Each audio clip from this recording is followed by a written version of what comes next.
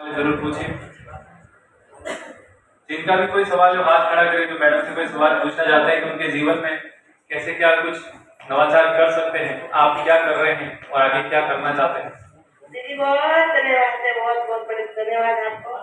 बहुत धन्यवाद, हाथ जोड़ के आपको नमस्ते बोलते दीदी। जैसे आप पढ़े पढ़ना चाहिए, जैसे आप पढ़े जैसे वो पढ़ना है।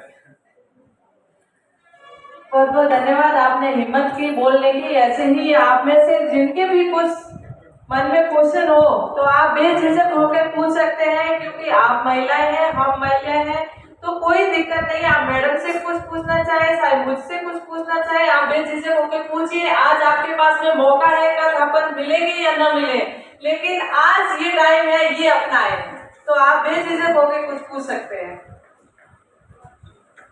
दीदी आपको बहुत बहुत धन्यवाद। हम महिलाओं को आज इतना मोटिवेशन मिला है, हम भी कुछ आज से सीखेंगे और बहुत अच्छा कुछ करने का प्रयास करेंगे।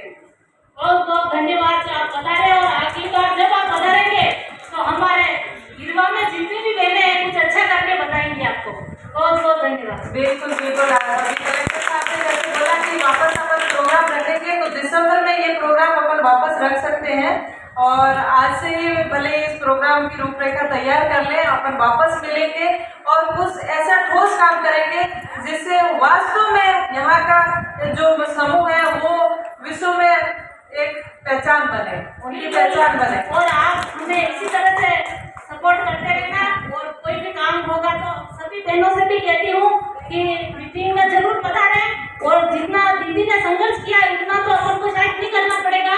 इनकी कहानी सुनकर मुझे भी बोलना आ गया था, इसीलिए कहती हूँ कि आगे बढ़ना और सब अच्छे से अपने जो भी छोटे छोटे लोन लेकर जितना भी रोजगार दुकान है कुछ भी उसको आगे बढ़ाना, और यही कहती हूँ। धन्यवाद।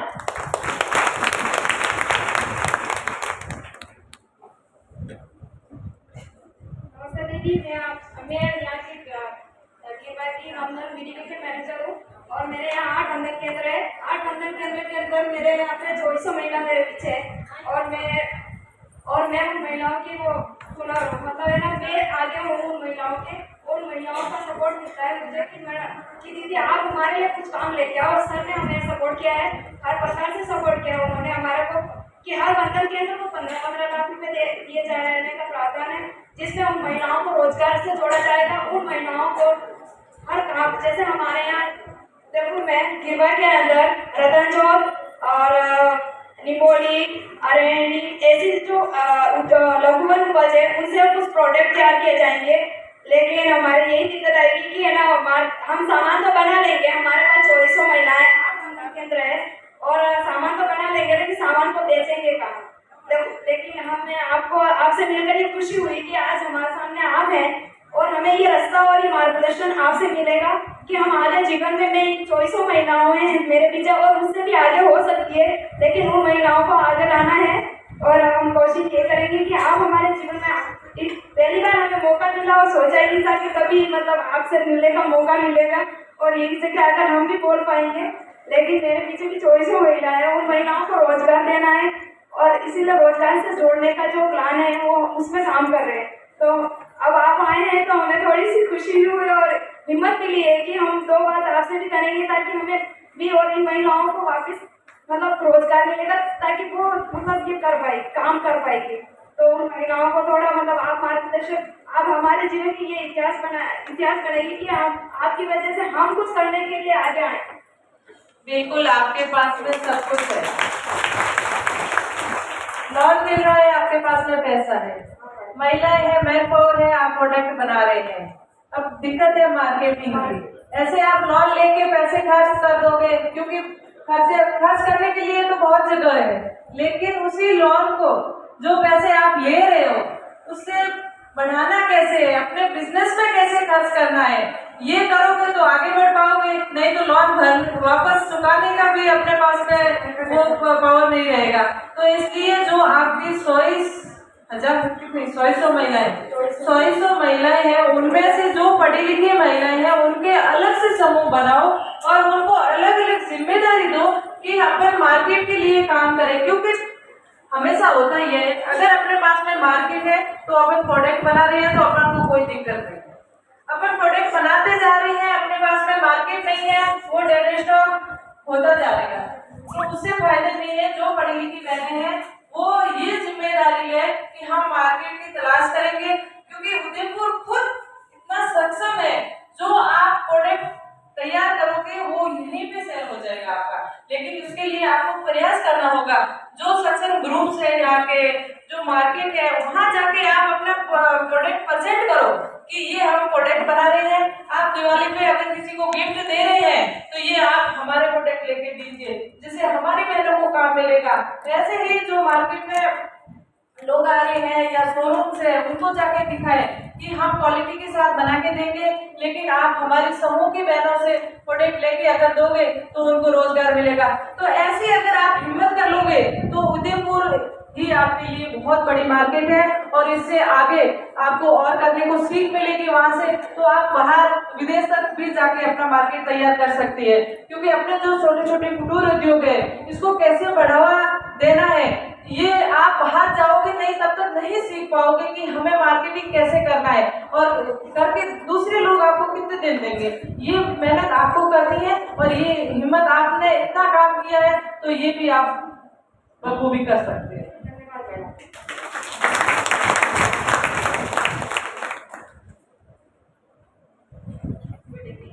Good afternoon.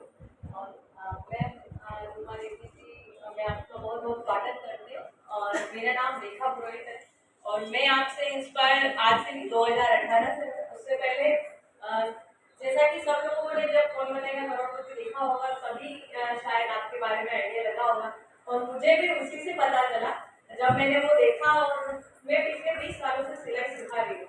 गाँव की और सिटी की जो बच्चियाँ हैं उनको मैं सिलाई सिखा रही हूँ, जब मैं कॉलेज में थी तब से। तो उसके बाद मैंने अपनी एजुकेशन भी करी, पर मैंने सिलाई सिखाना नहीं छोड़ा, क्योंकि मेरा एक इंस्पिरेशन था कि जब भी मैं कहीं जाती और कोई लड़की मेरे सामने आती बोलती थी आपसे जब सिलाई सीख रहे हैं तो हम हमारे पैरों पे खड़े हुए हैं, हम हमारे गाँव की आप सिलाई कर रहे हैं, हम कमा खा रहे हैं। तो वो जो एक अच्छी सी जो दुआएं मिलती थी ना, उस चीज़ को मैंने हमेशा अपने में लिया कि नहीं यार इस काम को मुझे नहीं छोड़ना है। बेसिकली मैं MSc BEd हूँ और अभी मैं M.Com कर रही हूँ, मास्टर फैशन डिजाइनिंग में। तो पढ़ाई भी मेरी जारी रही और मैं भी 20 सालों से सिलाई सिखा रही थी, पर मुझे इसका कभी कोई स्कोप नहीं था। मतलब मेरे को लगता था कि नॉर्मल चीज़ें मैं सिखा रही हूँ। और जैसे ही मैंने आपका जब कौन बनेगा करोड़पति में जब मैंने आपका ये अचीवमेंट देखा तो एक सच में एक बहुत ही अंदर से एक निकली कि नहीं मैं भी कुछ कर सकती हूँ। मैंने इतने लोगों को सिखाया है, लड़कियाँ फोन करती हैं दीदी कुछ काम हो तो दीजिए, आपसे हम सीखें, हम काम करें और काम भी दीजिए और काम आ भी रहा है, ऐसा नहीं है कि काम नहीं आ रहा है। पर हाँ एक जो परमानेंट जो काम देना चाहिए मुझे ऐसा लगता है कि दे सकते हैं, उसके लिए पहचान की जरूरत होती है।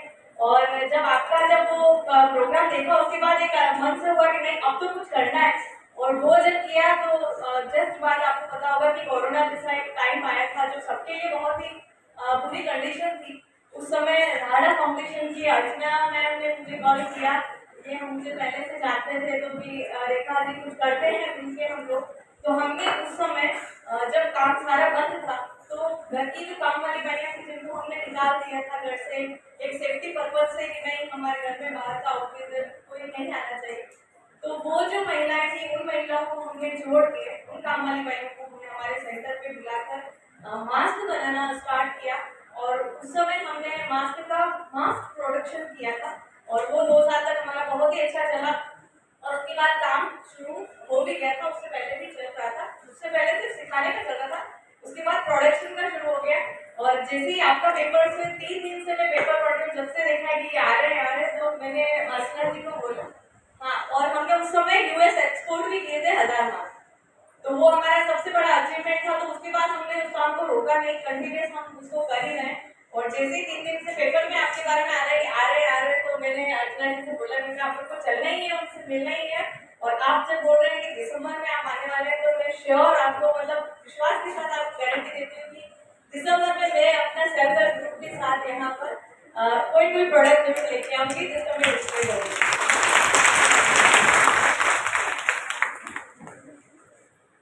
बहुत बहुत आपका उदयपुर में स्वागत है उमा जी। मैं भी मारवाड़ की बेटी हूँ, पर हर हमारे आपके बारे में जितना कहें उतना कम है, शायद कम है। आपने जितना काम किया है और आप महिलाओं के लिए जो एक प्रेरणा स्रोत बनी हुई है,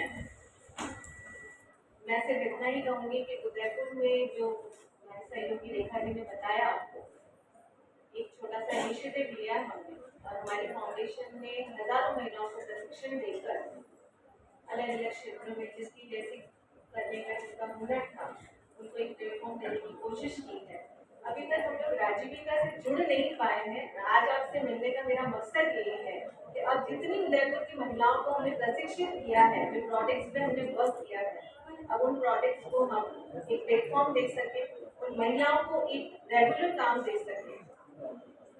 आप इसमें मार्गदर्शन करिएगा, आपका सहयोग दीजिएगा और हम आपके साथ ही खड़े हैं। आपके मार्गदर्शन में चलने की कोशिश करेंगे। बहुत बहुत बिल्कुल, आप बहुत अच्छा काम कर रहे हैं। आप जैसे लीडरशिप की ज़रूरत है इन बहनों को और आप इन सभी को भी मोटिवेट कर सकते हैं, इनको मार्गदर्शन कर सकते हैं। आप इतने जो काम आपने शुरुआत की है और आज यहाँ तक पहुँचे हैं तो और भी आगे पहुँचे, यही मेरी दुआएं हैं। और इन बहनों को साथ में लेकर पहुँचे और इनके लिए बाहर से काम लाने की कोशिश करें, क्योंकि जैसे सिलाई सीख रहे हैं तो उनको रेगुलर काम नहीं मिल रहा है। लेकिन आप एक ऐसा बैच तैयार करें जिसमें 100-200 मशीनें लगा के उन महिलाओं के लिए ऐसे रेगुलर ऑर्डर लाएं जिससे उनकी आजीविका है वो रेगुलर चल सके।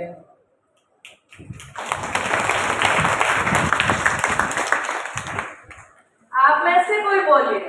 मैम नमस्ते, आपका जीरो की नगरी में स्वागत है। मैम वैसे मैंने आपके बहुत से प्रोग्राम देखे हैं और मेरा आपसे एक दिली कनेक्शन है कि मैंने आपको फेसबुक पर रिक्वेस्ट भी भेजी थी कि मैम मैं आपसे जुड़ना चाहती हूँ। हो सकता है आपका बिजी शेड्यूल रहा होगा, आपका बिजी शेड्यूल ही है। तो मैम जब कोरोना का टाइम आया और बहुत ही विकट परिस्थितियाँ थी, मैं टिकड़ी से बिलोंग करती हूँ, मैं टिकड़ी एरिया में रहती हूँ और वहाँ पर जब कोरोना का टाइम था बहुत सी महिलाएं कंस्ट्रक्शन का काम करती हैं, तो वो सारा जो काम था उनका ठप हो गया था और लगभग मेरे आसपास की जो महिलाएं हैं वो 15 से 20 महिलाएं सबकी बेरोजगार थी और मेरा शुरू से प्रकृति से जुड़ाव रहा है।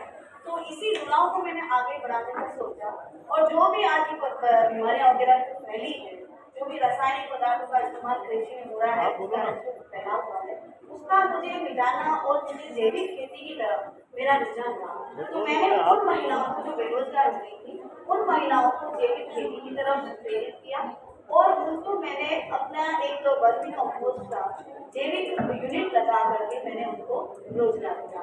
प्रेजेंटली मेरे यहाँ 8 से 10 महिलाएं काम कर रही हैं और मैं जैविक खेती को आसपास की महिलाओं को जाकर प्रेरित करती हूँ, जैविक खेती को बढ़ावा दे रही हूँ। मैम आज की परिस्थिति ये है कि सभी महिलाएं कहीं ना कहीं गाँव से हैं, मेरा ससुराल भी गाँव का ही है और मैंने कभी गाय का काम नहीं किया। मैं मतलब वो महिलाओं से जब मैं बात करती तो वो ये सोचती कि हम गोबर का काम कर रहे हैं, ये कोई मतलब नहीं है। आप सुनिए, स्टोरी रोमा देवी जी की चलने दीजिए, आपको जो पूछना वो पूछिए, है ना। और पीछे से सुनिए, राजीविका की सभी महिलाएं ध्यान दे रहे हैं। रोमा देवी जी का बहुत व्यस्त कार्यक्रम होता है, अलग अलग देशों में इनके प्रोग्राम होते हैं, अलग अलग राज्यों में होते हैं। बड़ी मुश्किल से ये उदयपुर में एक प्रोग्राम का आयोजन हुआ है। आप सब लोगों का ये दायित्व है कि आप इनका लाभ लें। आप इनको शॉर्ट में अपने प्रश्न पूछें, अपनी कहानी आप मत बताएं, आप प्रश्न पूछिए और पीछे जो महिलाएं बैठी है उनको भी ताकि अवसर मिले। समय अपने पास कम है, शॉर्ट में अपना प्रश्न पूछें। मैं यही प्रश्न पूछना चाह रही हूँ कि मैंने अपने स्तर पर तो ये कुछ किया है पर मुझे इसको फैलाना है। मैं चाह रही हूँ कि वो जो मानसिकता महिलाओं में है कि हम ये गोबर का काम कर रही हैं या हम कुछ भी, तो मैंने उनके अंदर जो है प्रोडक्ट बनाने का विचार उनमें किया है, हम आगे बढ़ रहे हैं। पर मैं ये चाह रही हूँ कि आज इस प्रोग्राम के तहत हमें किस तरह से लाभ मिल सकता है ताकि हम इसे हम आगे बढ़ा सकें। बिल्कुल, आप निसंकोच होके ये काम कर सकते हैं, क्योंकि एक गाय पालते हैं तो अपन एक गाय से कितने प्रोडक्ट बना सकते हैं। जैसे गोबर है तो उनके छोटे छोटे कंडे भी बहुत सेल होते हैं, उनकी जो खाद है उसको बना के आप बेच सकते हैं, जो दूध है उसके कई प्रोडक्ट बन सकते हैं। तो ये पशुपालन करके भी आप बहुत सारी चीजें कर सकते हैं और इसमें कोई संकोच की बात नहीं है कि हम छोटा काम कर रहे हैं या बड़ा काम कर रहे हैं। हम वो काम कर रहे हैं जिससे हमारा घर चलेगा, हमारी पहचान बनेगी। हमेशा यही सोचना है। सुई धागे का काम भी सबसे छोटा माना जाता था। मुझे नहीं पता था कि ये छोटा सा काम करने से कोई अवार्ड मिलेगा। सबसे पहले आज कलेक्टर साहब आपके साथ में बैठे हैं और जब मुझे कलेक्टर साहब के हाथों से अवार्ड मिला था तो खुशी का ठिकाना नहीं था कि सबसे छोटा काम करने से कोई अवार्ड भी मिलता है और वो भी कलेक्टर साहब के हाथों से। उसके बाद महामहिम राज्यपाल जी के हाथों से, जब राष्ट्रपति जी के हाथों से अवार्ड मिला तो ये हमारे लिए बहुत बड़े गर्व की बात थी कि हम दिल्ली जाते, दूर से राष्ट्रपति भवन देखते, लेकिन अंदर जाके राष्ट्रपति जी के हाथों से सम्मान लेंगे, उनके साथ खाना खाने का मौका मिलेगा, प्रधानमंत्री जी के साथ खाना खाने का मौका मिलेगा, ये कभी सोचा नहीं था। लेकिन ये किससे हुआ? एक सुई धागे से मेहनत करने वाली उन बहनों के कारण कि हमें राष्ट्रपति अवार्ड मिला। तो हमेशा कभी ये मत सोचना कि हम ये छोटा काम कर रहे हैं, ये नहीं करेंगे। जो काम आपको आता है उसी पे आप लग जाइए, उसी से आगे बढ़िए। कोई इसमें संदेह नहीं है। और कौन क्या कहेगा, क्या सोचेगा, सोचने दो, उस पे अपन को ध्यान नहीं देना है।